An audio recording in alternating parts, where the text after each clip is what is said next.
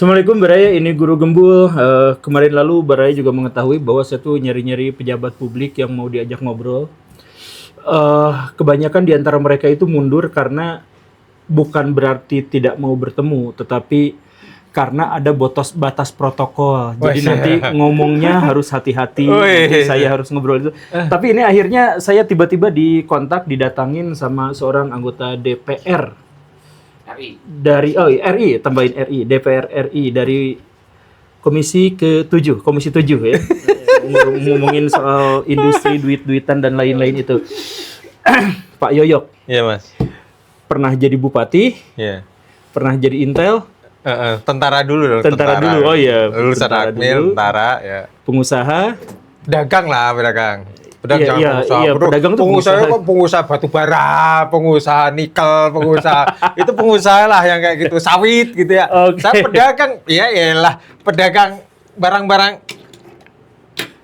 aksesoris, Bos. Iya, tapi pasti pedagang kaya lah, Pak. Karena Alhamdulillah. Ada survei yang bilang bahwa rata-rata anggota DPR untuk bisa sampai ke kursi itu dia harus punya duit 80 M. Salah. Anda salah sekarang. Oh, kenapa? Saya enggak kok. Lah berarti bukan rata-rata. Berarti kalau Bapak misalkan di bawah itu ada yang jauh di atas itu. Oh, sangat di bawah. Saya sangat di bawah. Bahkan di bawahnya nggak kelihatan di meja nih. Bapak dapat dari mana kalau misalkan nggak dapat dari kalau nggak dari 80 M itu kan ada surveinya bisa dicek. Itu rata-ratanya begitu. Nah, gimana Bapak di bawah itu tapi bisa jadi DPR? Di bawah sekali mungkin ya. Duit pribadi loh ya. Nah, suaranya dari mana bisa dapat? Dari rakyat. Nah, rakyat dikasih iming-iming apa biar milih Bapak? Saya salah satu orang yang masih mempercayai bahwa kalau kita baik sama rakyat, saya yakin rakyat masih punya hati nurani kok. Yakin saya. Di samping saya pernah jadi bupati juga sih di situ. Oh, oke. Jadi Bapak jadi bupati dan Bapak di situ dapat apresiasi dari masyarakat sehingga ketika Bapak nyalon jadi DPR, rakyat langsung nyoblosin Bapak gitu. Kan ada Kabupaten Batang, Kabupaten Pekalongan, Kabupaten Pemalang, Kota Pekalongan. Ini suara saya ngumpul di satu kabupaten doang. Dan saya tidak menggunakan struktur partai loh, karena partai sudah dipakai oleh di atas saya. Saya membentuk tim baru yang sama sekali tidak ada orang partai.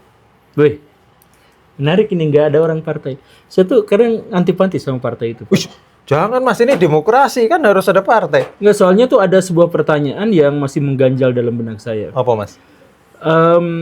Kalau dia anggota DPR, dia tuh lebih banyak mendengar aspirasi rakyat atau menuruti ketua partainya? Ini pertanyaan ke saya langsung? Enggak, itu yang bikin saya antipati terhadap partai itu pertanyaan itu. Gitu. Kalau saya secara pribadi, saya akan dengerin suara rakyat dong. Bapak independen? Enggak ada. Enggak, Bapak jadi udah lagi nih, Mas. Partai itu besar dari siapa? Rakyat kan? Enggak, dari pengusaha di belakangnya, Pak. Mate aku. Enggak, partai dalam benak saya ya. Ini koreksi jika saya salah. Dalam benak saya, partai itu adalah maklar, broker, cukong gitu. Waduh, Pak. Jadi dia ini dalam pikiran saya, dia akan nyari-nyari pengusaha-pengusaha. Ayo silahkan dukung saya. Nanti kalau saya menang, nanti usaha Anda akan dicocokkan dengan regulasi yang akan nanti kami bangun sehingga nanti usahanya lancar. Mata itu. Saya tambahin lagi. Oke.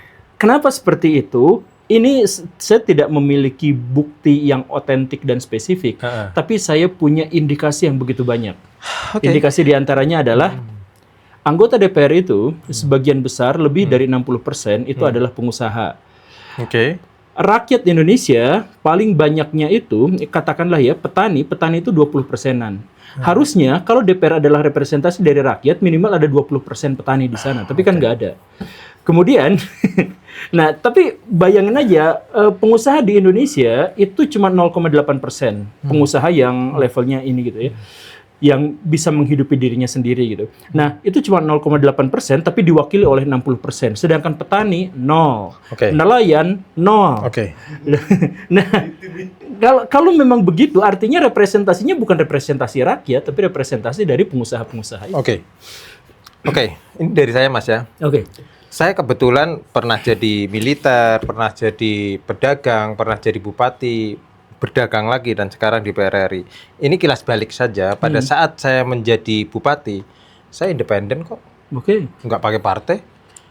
Dan mungkin satu-satunya di Indonesia yang pada saat menjadi pimpinan di daerah berani ngomong, partai saya adalah PRB, Partai Rakyat Setempat. Karena saya berasal dari Batang, partainya PRB, Partai Rakyat Batang.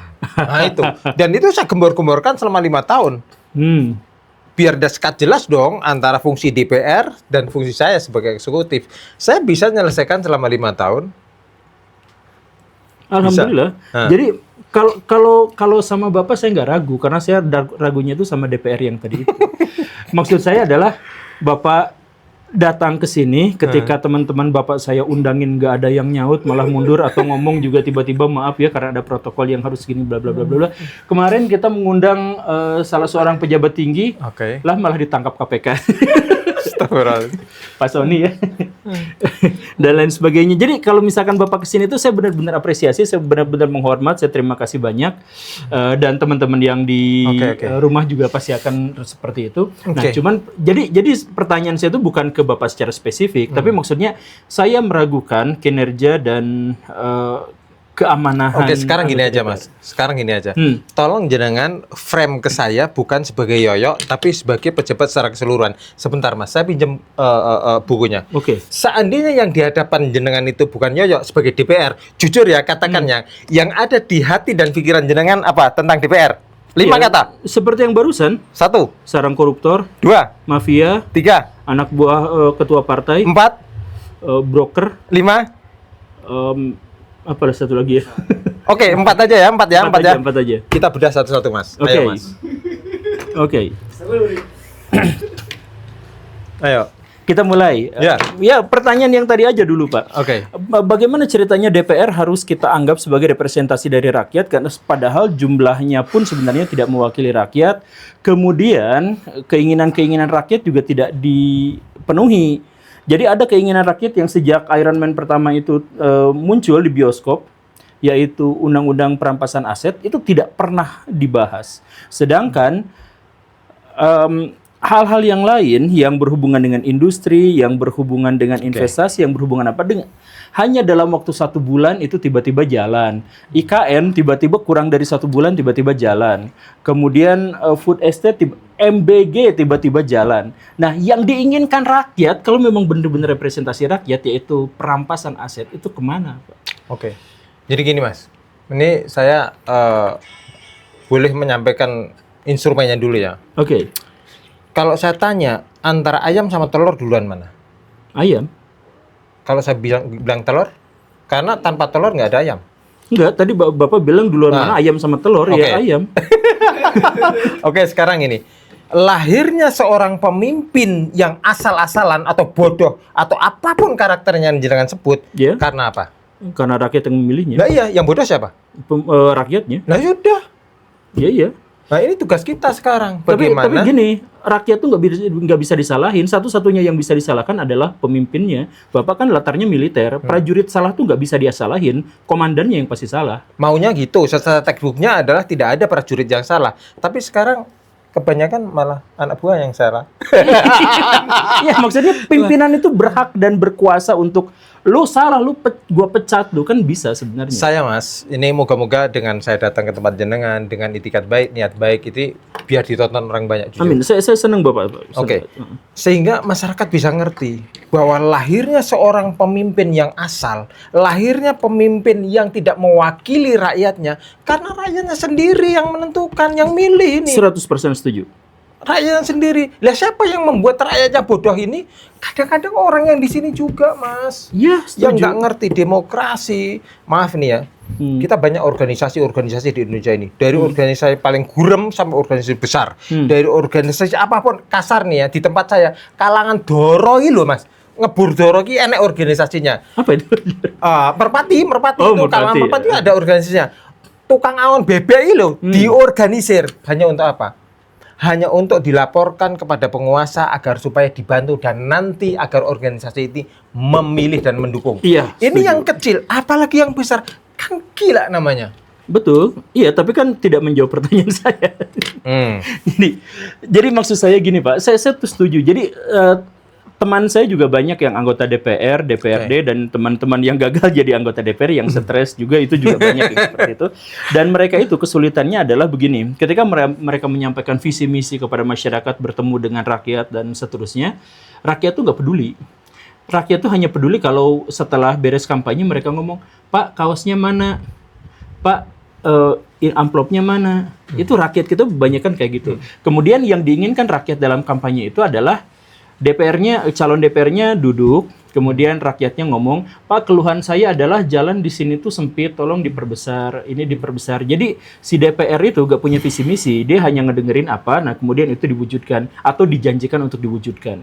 Karena seperti itu, maka saya tuh kemarin berkali-kali mempromosikan gagasan lama orang Yunani yaitu demagog. Demagog itu adalah ada dua orang. Ini nanti konfirmasi aja sama Bapak ya. Oke. Ada dua orang nih. Ada dua orang. Yang satu itu adalah seorang calon presiden. Dia mengatakan Indonesia bangkrut, Indonesia jelek, Indonesia sekarang terpuruk gara-gara pemerintahan yang sebelumnya. Karena itu saya kasih makan gratis, saya kasih internet gratis, saya kasih pendidikan gratis. Itu yang pertama. Calon yang kedua, Indonesia sekarang bobrok, Indonesia sekarang rusak, Indonesia tidak bisa apa-apa, sekarang tidak bisa berbicara di ruang dunia internasional. Karena itu, ayo kita kerja, ayo kita berbenah, ayo kita jujur, jangan korupsi. Di antara dua itu, yang akan dipilih oleh rakyat pasti yang pertama. Pasti yang walaupun nggak nyambung secara akal logika, Indonesia rusak, Indonesia bobrok, Indonesia sekarang terpuruk, maka saya kasih gratis. Kan itu bukan solusi, tapi itu yang akan dipilih.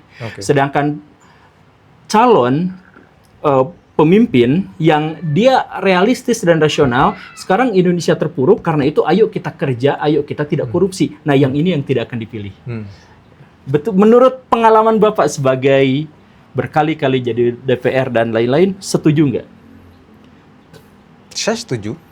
Dan saya juga sangat nggak habis pikir ya ngelihat berbagai survei kepuasan rakyat terhadap seorang pemimpin. Itu kebanyakan manakala si pemimpin tuh ngasih bantuan. Iya. Ngasih kenyang. Iya, datang ke rakyat. Ya, yang model-model kayak gitu. Ini gimana caranya bisa coba men-skill up pandangan pola pikir masyarakat agar supaya berpikir sama-sama bangun itu nggak kayak gitu loh. Kipiye. Saya sendiri jujur bingung Mas. Kepuasan kepala daerah, kepuasan pemimpin, kepuasan pejabat itu hanya diukur kadang-kala kalau dia ngasihnya banyak gitu. Betul. Padahal yang dikasih itu nggak tahu itu sisa-sisanya kali Mas. Iya. Atau nggak ngerti lagi itu duit bener atau tidak kan kita juga ngerti. Bapak pelaku atau saksi, Pak?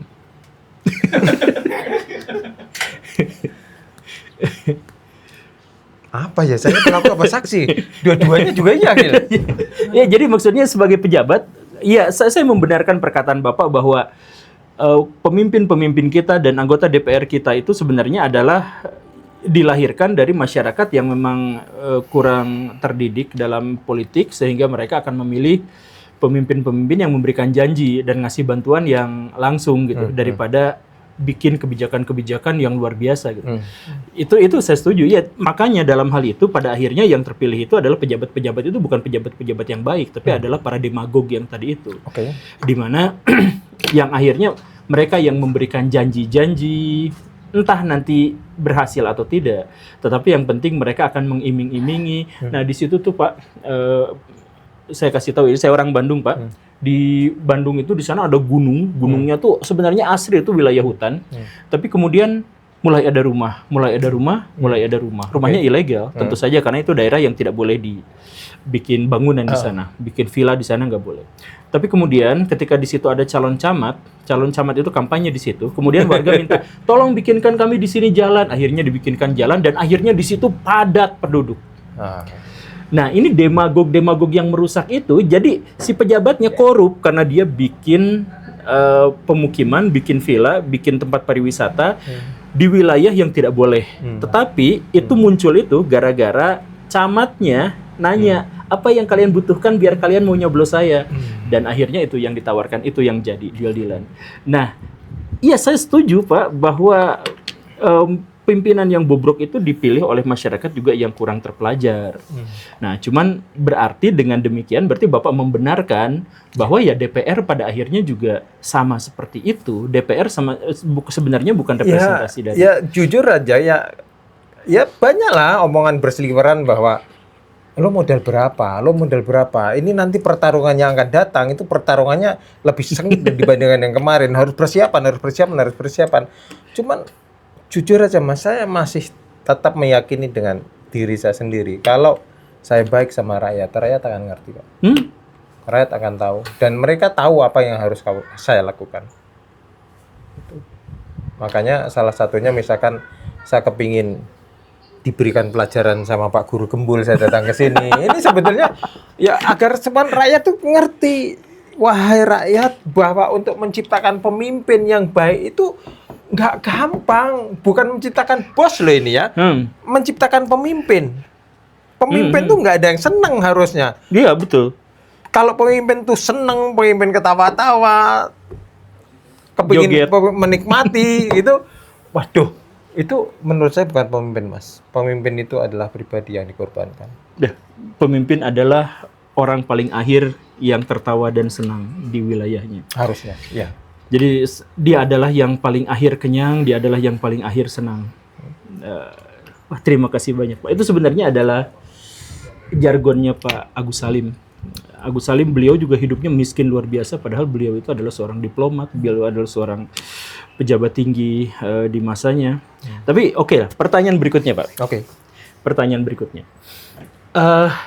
Yang masih yang tadi ya. Anggota DPR itu nggak harus Bapak, tapi semua yang Bapak kenal, termasuk Bapak sendiri.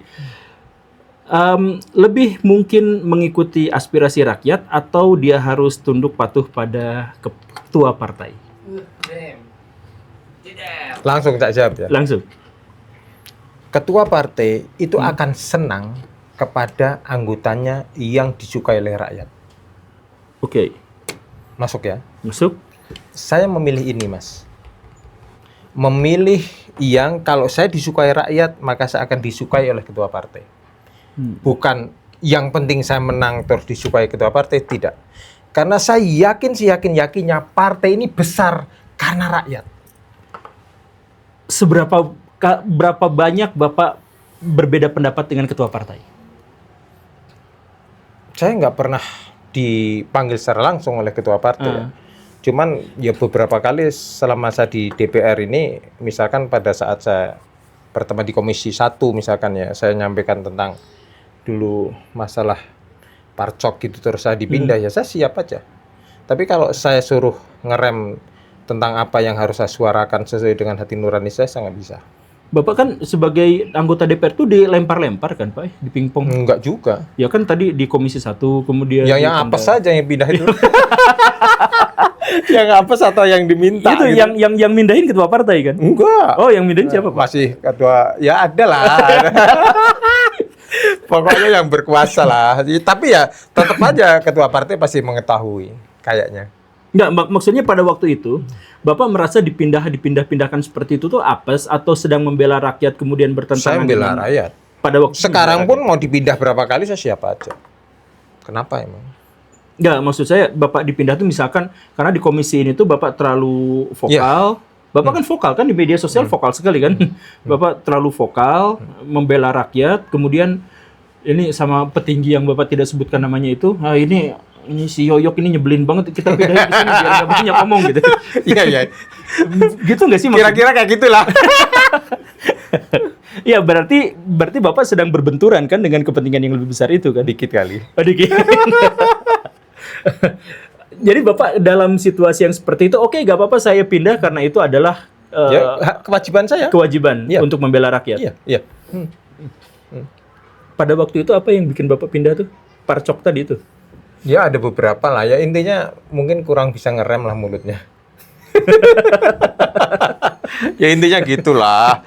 Jadi ya wajar lah Mas, ada yang seneng ada yang enggak, itu wajar lah. Iya, enggak, jadi Baraya ini saya harus kasih penjelasan sedikit. Jadi saya tuh kenal beberapa anggota DPR gitu ya, kenal anggota Dewan dan kenal beberapa pejabat gitu. Dan bahkan saya tuh ke podcastnya Pak Deddy Kubisa, ke podcastnya orang-orang yang saya kenal sebagai kawannya pemerintah, perwakilan pemerintah.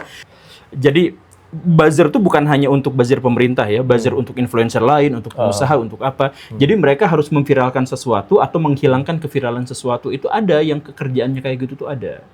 Mereka tuh bukan jahat, mereka bebas nilai, cuman mereka profesional. Kalau dibayar sama ini untuk melakukan ini, mereka lakukan itu. Kayak gitu. Dan saya tuh diserang terus sama mereka tuh. Tapi mereka ngobrol juga sama saya gitu. Tahu itu ya? Tahu. Cuman ya Pak Guru ini mah profesional aja ya, karena saya dibayar untuk ini ya Bapak dihancurin dulu gitu sih. Iya, tapi memang seperti itu. Dan nominalnya juga lumayan besar sih Pak. Jadi ada yang sampai miliaran. Konon katanya ya pengakuan klaim sepihak dari orang-orang itu tuh ada yang miliaran, ada yang ratusan juta, ada yang. Aku tuh penasaran jujur Mas.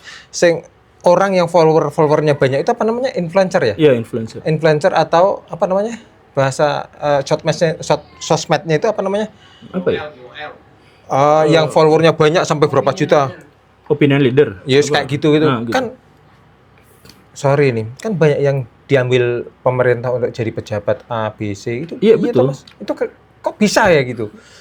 Ya bisa, nggak apa-apa. Jadi maksudnya pemerintah itu di seluruh dunia juga sebenarnya kan pemerintah itu membutuhkan corong untuk menyampaikan ini gagasannya, ini kebijakan-kebijakan kami, ini klarifikasi atas kesalahan-kesalahan kami. Nah, kalau misalkan mereka doang yang ngomong itu bisa, tetapi pengaruhnya tidak besar. Jadi mereka cari orang-orang yang memiliki pengaruh yang besar, kemudian mereka gunakan itu untuk menyampaikan. Nah, itu nggak jadi masalah. Yang jadi masalah itu adalah kalau benar dan salah itu tetap aja dibela gitu kan.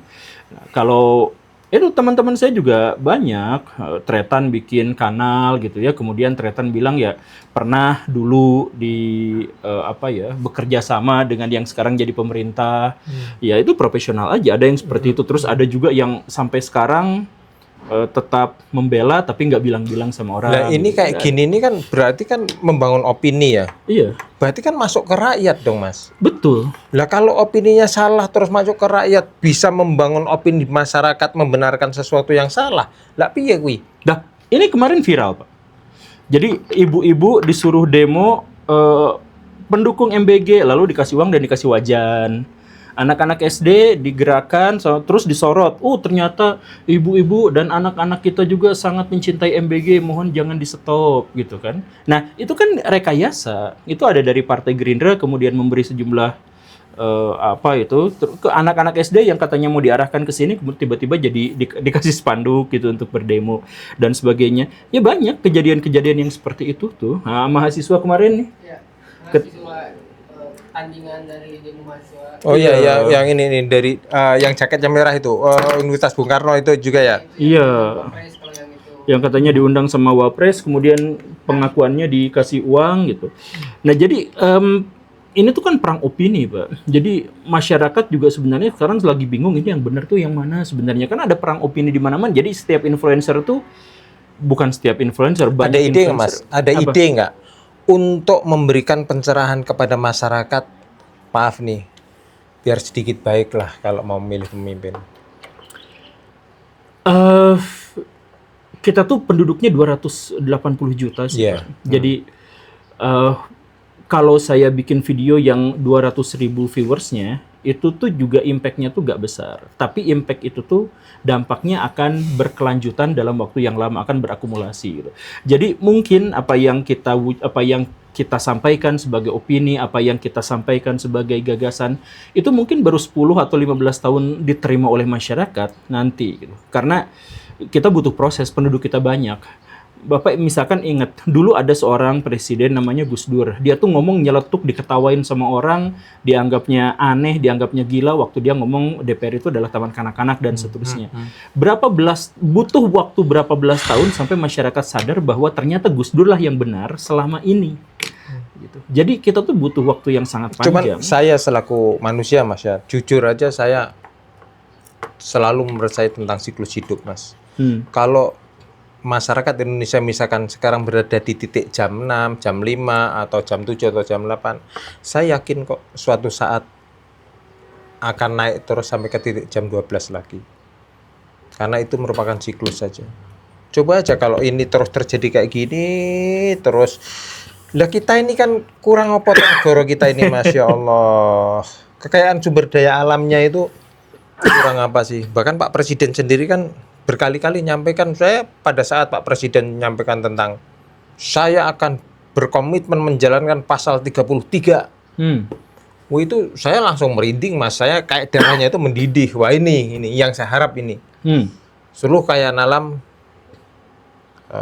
akan dipergunakan besar-besarnya untuk kemakmuran rakyat sesuai dengan pasal 33. Itu nggak bisa sih Pak. Kenapa nggak bisa?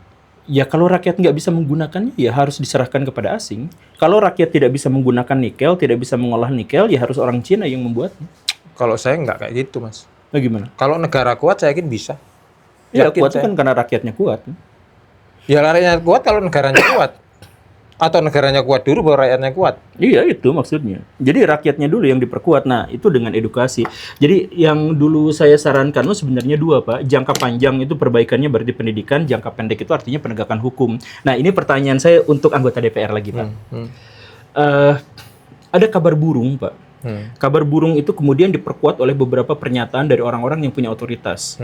Bahwa penjara-penjara di Indonesia itu dipenuhi oleh pengedar narkoba 75%, kemudian penjahat-penjahat, kroco-kroco gitu, dan kemudian ada para koruptor. Yang koruptor itu di dekat rumah saya Pak di situ.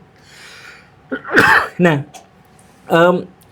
walaupun 75% walaupun 75% penghuni lapas itu adalah pengedar narkoba, mereka tuh bebas main HP dan mereka tuh melakukan transaksi di sana. Jadi kalau misalkan penegak hukum kita itu mau melakukannya, sebenarnya dalam waktu 2 hari narkoba di Indonesia 75%-nya hilang langsung.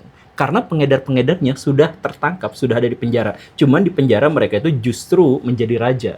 Jadi sipir-sipir itu malah ini Pak, ini ya kayak gitu ke para pengedar narkoba itu. Bapak gimana Pak sebagai anggota DPR?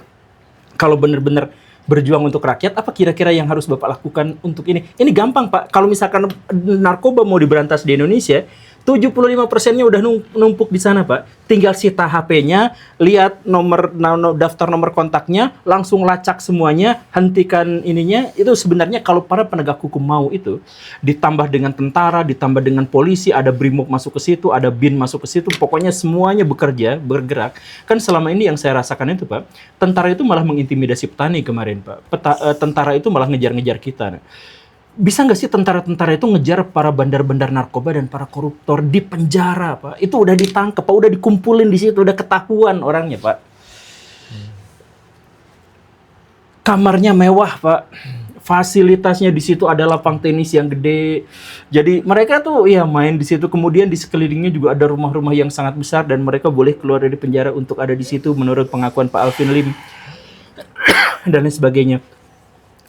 Bapak sebagai anggota dewan, dan Bapak juga pasti tahu peraturan-peraturannya, apakah menekan para aparat dan kalangan eksekutif di Indonesia untuk bisa menghentikan peredaran narkoba di Indonesia 75% dalam 2 hari hilang gitu? Kalau saya yang punya kewenangan itu Mas ya, sesuai dengan bidang saya yang punya kewenangan itu, pasti saya akan jalankan sesuai saran sampean. Saya kepingin dong, menjadi pemimpin itu apa sih Mas?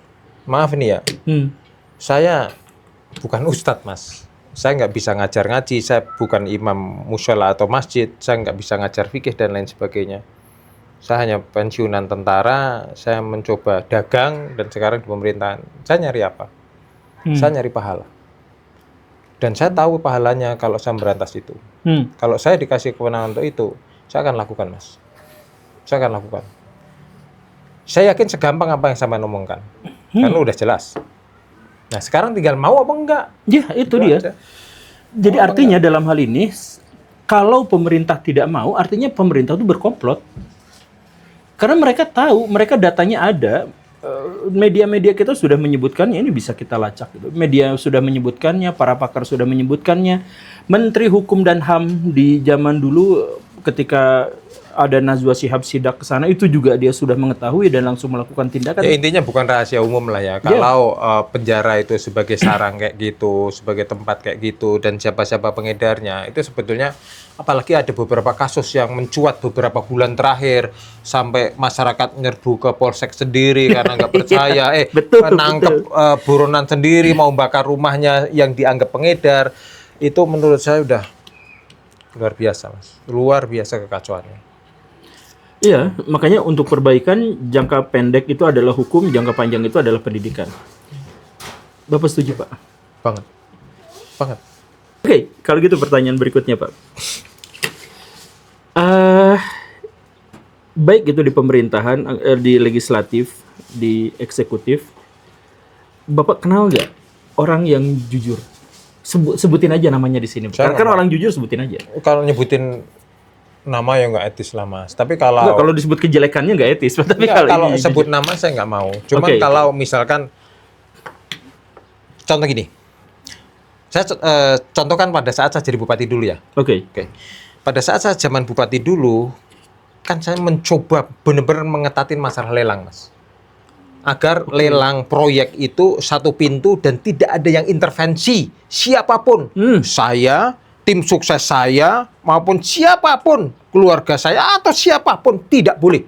Mantap. Oke. Suatu saat saya tenis lapangan itu. Dan kantor ULP itu di belakang kantor tenis.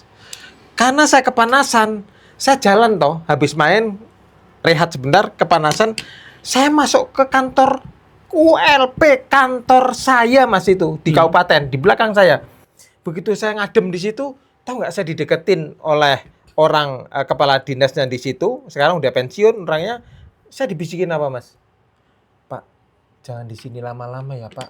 Saya nggak enak nanti dikira Bapak kong kali kong sama saya. Itu rasanya saya dieng. Ya. Dan itu kejadian, dan itu ada. Atau ada lagi contoh gini. Pada saat saya bupati lagi. Nah kamu kan tak suruh ngecek proyek. Tadi orangnya udah kumpul di sini, kenapa kamu belum berangkat? Saya naik motor aja, Pak. Lah kenapa nggak satu mobil? Kan di dalam ada kontraktornya, Pak. Kalau pengawas bareng satu mobil sama kontraktor, gimana jadinya, Pak? Itu yang jelas contoh-contoh kayak gitu tuh saya banyak, Mas. Banyak. Atau ada lagi ini. Gini. Mas, kok sampai nggak ngambil yang itu gitu? Yang apa? Yang itu. Enggak lah. Yakin sampai nggak ngambil? Saya tanya sama dia. Yakin. Lah kenapa? Wah, takut, Mas. Nanti kalau ketahuan. Itu saya kayak minum es teh. Oh, berarti alasan Pak Yoyok gak mau sebut nama itu adalah karena namanya adalah Yoyok sendiri. Enggak. Oh, enggak. Enggak dong. Yang tadi anak-anak gitu ya? Saya nyebutin itu anak ceritanya. Buahnya semua kan? Enggak. Oh, ada enggak. Yang terakhir saya sebutin tuh adalah. Jadi udahlah, percaya, Mas. Oke. Ada, masih ada. Ya Allah, ada. Ada. Saya percaya ada. Ada. Saya terakhir ngobrol sama ini di belakang layar sama seorang anggota DPR dari partai tertentu. Orange. Putih orange. Nah, saya tanyain berapa persen sih orang yang bisa dipercaya di DPR? Dia bilang ya 30-30 lah. Ada 30 tuh ada yang bangsat, ada 30 tuh yang bisa dipercaya, ada 30 tuh yang kesana kesini juga nggak jelas. Jadi dia orang baik, tapi kalau ada kecil-kecilan diambil juga. Dia bukan yang besar-besar yang diambil. Ya, karena yang itu yang 30. Kalau yang 30 tuh bangsat banget katanya. Nah, Bapak setuju nggak dengan presentasi itu? Menurut pengalaman Bapak sebagai anggota DPR dan sebagai pejabat, berapa persen orang yang layak dipercaya di DPR? Saya nggak mau persentase, tapi yang jelas saya pernah melihat yes. Dan saya nggak nyangka aja kalau dia ikut yang enggak gitu. Nah, ikut yang enggak gimana? Ikut yang benar maksudnya. Ikut yang benar. Saya nggak nyangka aja. Ternyata bukan dari penampilan, bukan dia partai mana gitu kan. Ternyata ada di situ tuh ada. Bagi saya itu wow banget, Mas. Jujur, wow banget. Karena saya tahu dia seorang ya memang kerjaannya memang di situ aja sebagai dalam tanda kutip politisi aja gitu. Tapi dia masih bisa jalan lurus. Bisa lurus. Ini yang lurus sama yang nggak lurus itu didasarkan pada ini partai Islam, partai bukan nasionalis itu nggak ngaruh ya? Nggak ngaruh. Nggak ngaruh. Nggak ngaruh. Ya, maaf ya Mas, nggak ngaruh. Nggak ngaruh lah. Yang partai Islam sing apa we dijukuk ya enek Mas. Yang kasus-kasus terakhir kan kita ya lihat Mas. Iya. Lah iya. Siapa maksudnya yang di belakang yang Ya, kan dibaca semua kan beritanya kan viral. Iya, yang dana haji itu bukan? Tapi ya sudahlah. Ya yang jelas Mas, saya masih mempercayai bahwa masih ada lah Mas, masih ada. Saya bukan orang baik, tapi saya akan belajar menjadi orang baik. Orang yang belajar jadi orang baik adalah orang yang sangat baik, Pak. Enggak lah, saya belajar aja. Terakhir Pak, atau ada pertanyaan Ada lain? pertanyaan dari Instagram. Oh, ada pertanyaan dari Instagram. Ada Iya pertanyaan dong. dari Instagram. Cukup heran ketika Bapak pun heran masih ada orang baik di DPR ya. Karena harus itu baik sih ya. Aneh sekali itu statement yang sangat aneh. Ini Pak, pertanyaan dari Hari Ramdhani. Sebenarnya pertama DPR itu mewakili siapa? Terus mekanisme cara ngelapor ke DPR itu seperti apa sih? Karena di online nggak ada yang balas, mau ke kantornya pagarnya jauh. Oh iya. Gimana Pak? Oh itu pertanyaan yang lebih relevan. Cara ngelapor ke DPR itu sebenarnya gimana sih? Cara lapor ke DPR gimana? Ngadu ke DPR itu Atau gimana? harus anggota DPR-nya yang keliling untuk mencari aspirasi, kan ada dana Reses, aspirasi tuh. Gimana tuh sebenarnya tuh ngelapor tuh gimana sih? Cara ngelapor apapun ke DPR, Iya. gimana gitu ya? Keluhan kita. Gini Mas, pada saat muncul kasus besar kemarin, bakar-bakaran tuh, ada 3 orang rumah yang dihancurin tuh. Beberapa tahun kemarin, Kemarin. Sahroni. Ya, salah satunya itu ada sayembara di Jawa Tengah oleh Senat Mahasiswa sebuah universitas. Kami memanggil debat terbuka anggota DPR RI di Jawa Tengah untuk debat terbuka bersama mahasiswa. Oke. Sehari nggak ada yang nongol, hari kedua nggak ada yang nongol, hari kedua terakhir sore saya nongol Mas. Saya datang. Pada saat saya mau datang untuk debat terbuka dengan mahasiswa pada saat itu panas-panasnya, ya wajar lah banyak senior saya nyampaikan, nggak usah Mas Yoyo ngapain, mau cari mati loh. Nggak usah Mas Yoyo mau ngapain, dan lain sebagainya. Bahkan ya senior-senior yang di partai pun ya nggak usah lah Mas Yoyo, ini situasi kayak gini. Bagi saya itu bentuk sayang lah sama saya. Tapi bagi saya harus ngadepin mereka Mas. Betul. Saya harus ngadepin. Dan saya datengin. Tahu nggak Mas, sebelum saya datang, itu anak saya yang mahasiswa juga. Ya jangan. Itu teman-teman lagi panas semua. Wajar nggak? Wajar. Istri, wajar nggak? Wajar. Ibu, bapak, wajar nggak?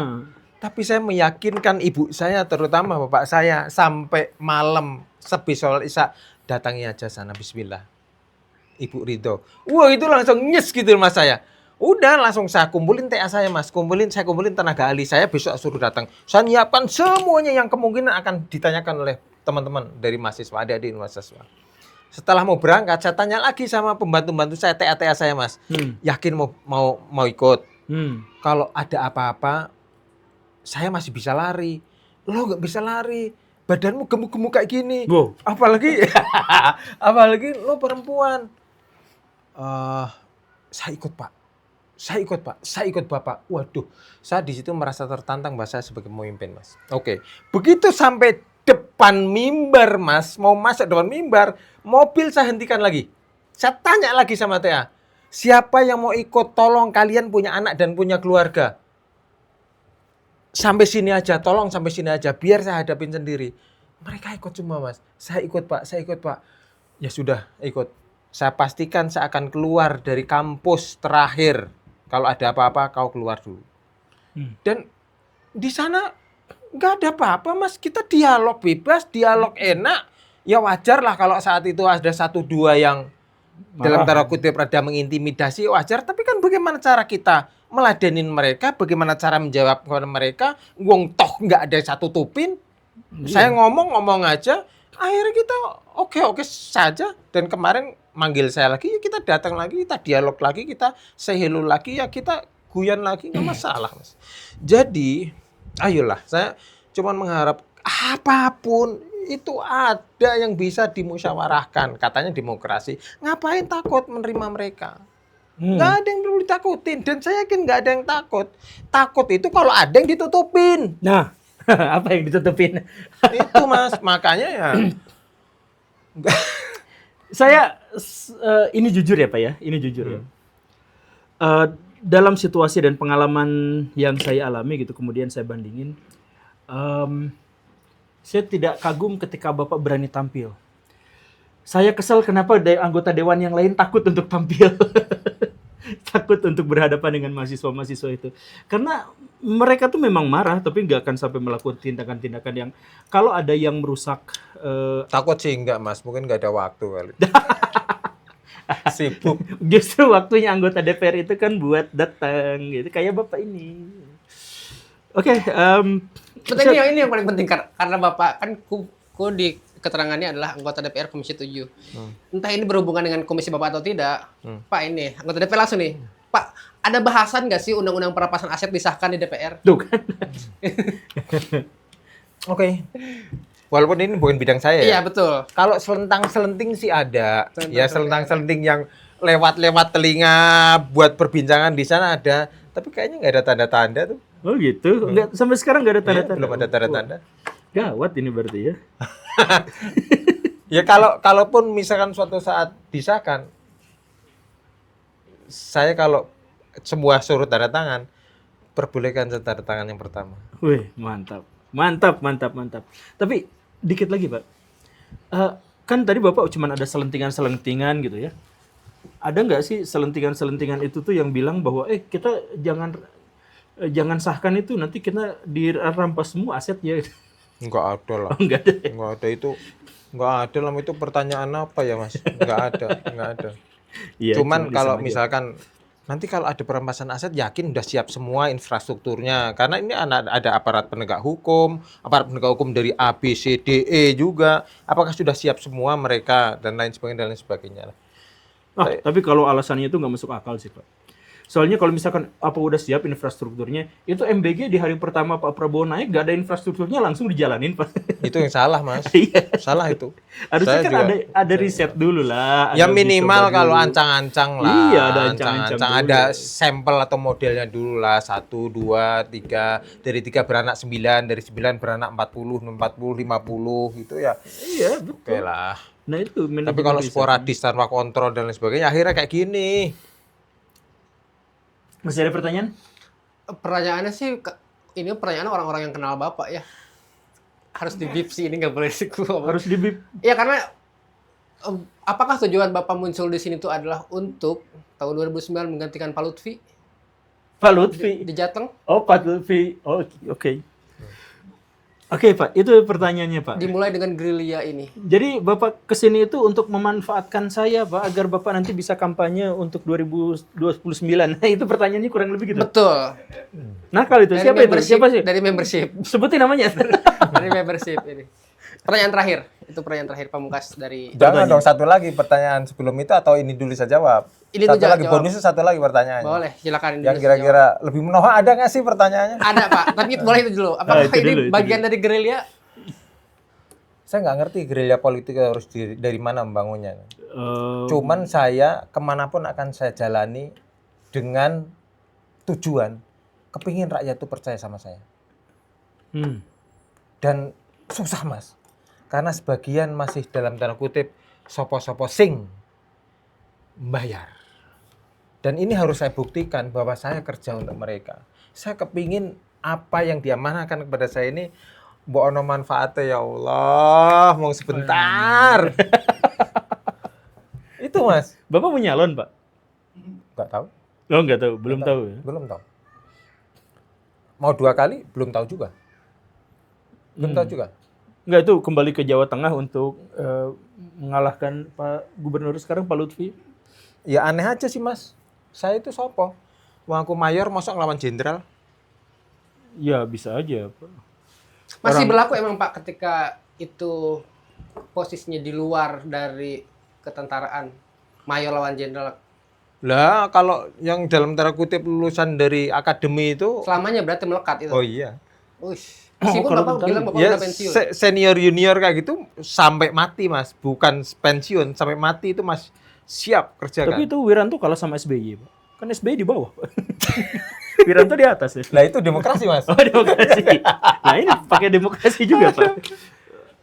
Saya belum tahu lah Mas, belum tahu. Yang jelas bagi saya sih kemarin kayak DPR itu kayak semacam pertempuran terakhir gitu ya. Kayak pertempuran terakhir. Ya, Pertempuran terakhir maksudnya gimana? ya kayak gini kan sekarang kayak nyalon itu kan kayak pertempuran aja. Sekarang mau jadi pemimpin di Indonesia itu harus dari mana coba? Perang sudah nggak ada. Harus membuktikannya dari mana? Kan cuman pilihan pas pilihan. Ya kita anggap aja perjuangan itu, pertempuran aja. Menang atau kalah. Ya sudah. Aku Ya. masih boleh bertanya nggak sih Pak Guru? Apa? Aku masih boleh bertanya ya? Boleh, boleh. Positioning Pak Yoyo itu di anggota DPR tuh agak membingungkan karena anggota DPR itu harus kita akui Saya tahu arahnya. hidupnya itu. nyaman.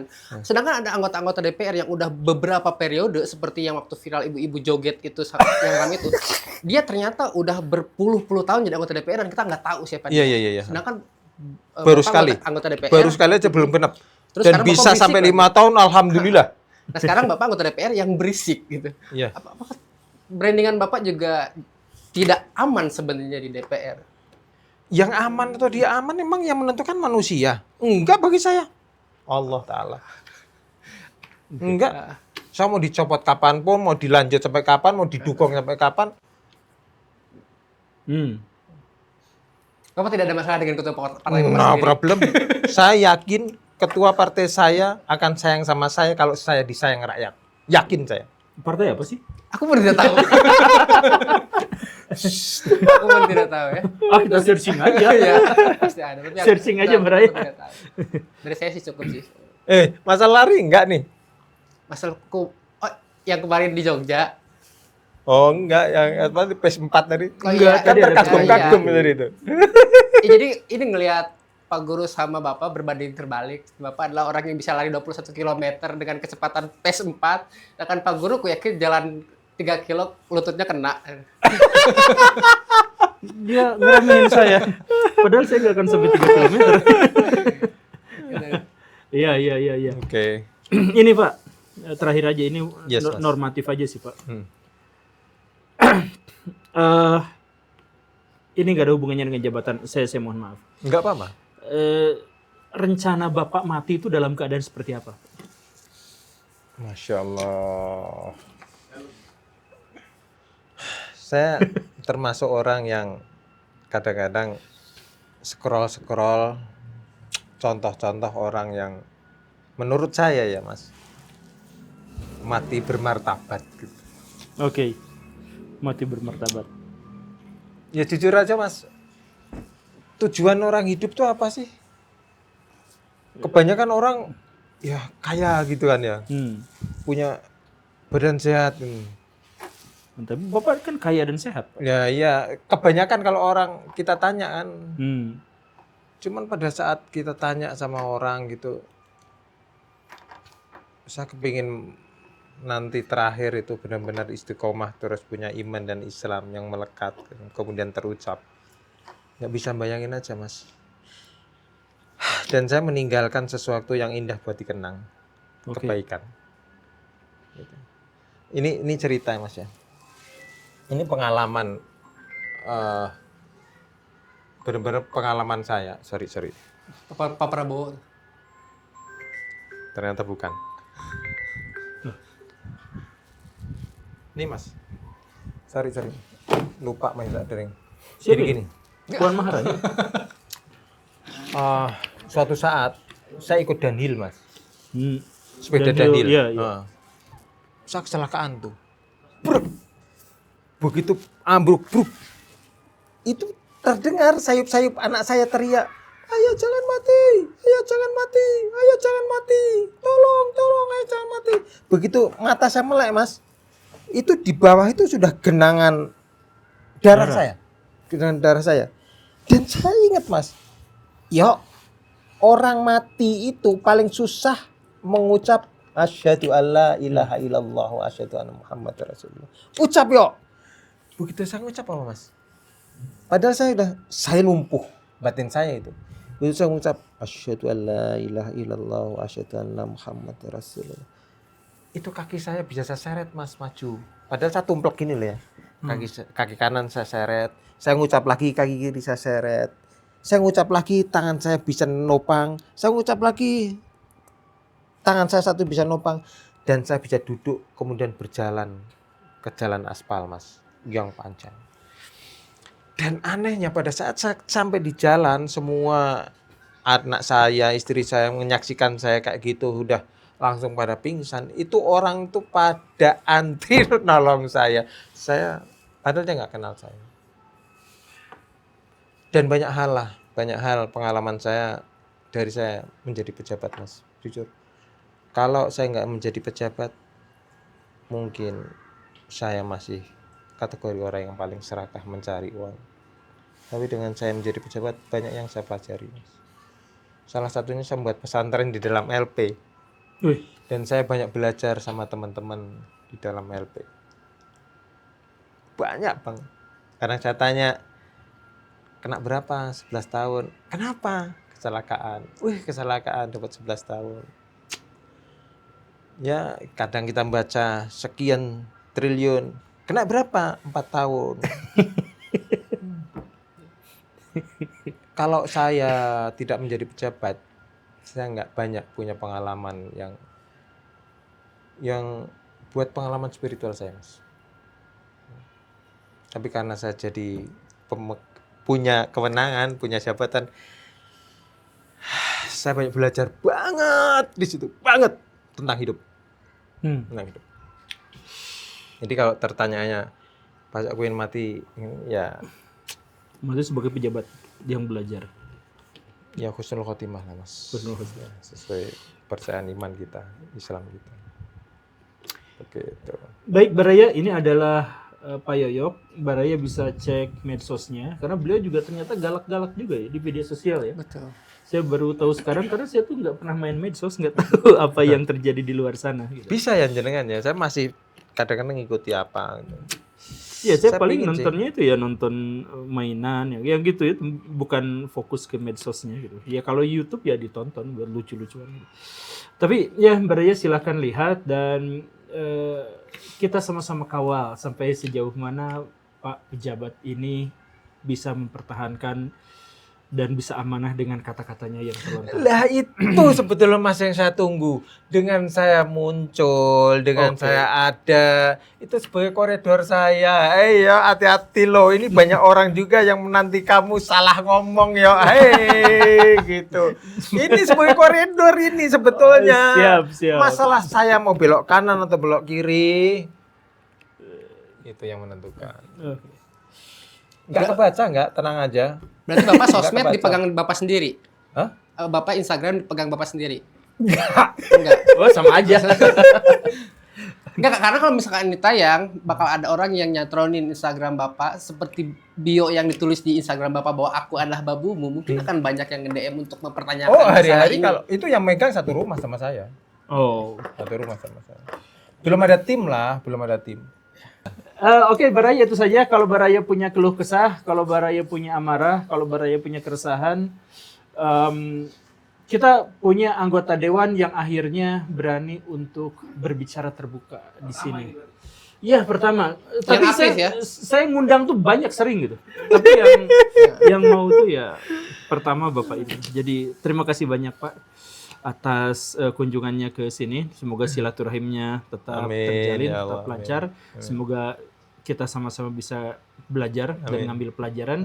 Dan semoga teman-teman di sana nanti bisa mendapatkan hikmah, manfaat dari jabatannya Pak Yoyok ini. Terima kasih karena sudah menyimak. Saya Guru Gembul. Saya Yoyok. Dan ya pamit. Assalamualaikum warahmatullahi wabarakatuh. Assalamualaikum warahmatullahi wabarakatuh. Waalaikumsalam.